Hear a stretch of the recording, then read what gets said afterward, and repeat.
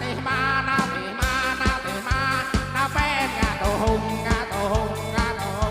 ai sông hỏi bia xin hỏi bia đi xưa hỏi bia xin hỏi bia thôn hê long ma thê long ma tê na tổ hùng ai sông hỏi bia xin hỏi bia đi xưa hỏi bia xin hỏi bia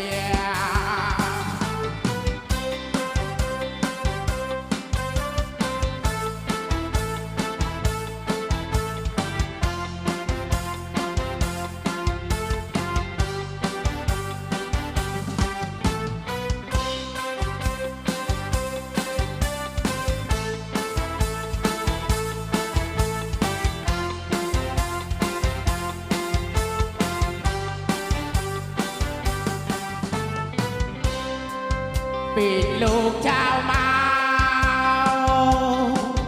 หอมในภายหน้าเต้นน้อยย่องจังไปเป็นเบาบนตังต่อยซอยไทยนา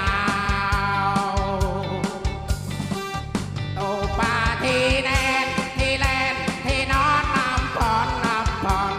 พรใส่หนาวไอ้เจนได้ว่าส่งสามสี่โตสองพีนอุซอตอนเตียนโอไพกี้ไก่ปูลอยก่อนแลนแตนโจนกวดบานไม้กานาเตมานาแป้งงาโตหุงไอ้ส่งหอยเบียสิหน่อยเบียđi xưa hỏi bia xin hỏi bia thôn hê long ma thê long ma tê na tù hùng ai sông hỏi bia xin hỏi bia đi xưa hỏi bia xin hỏi bia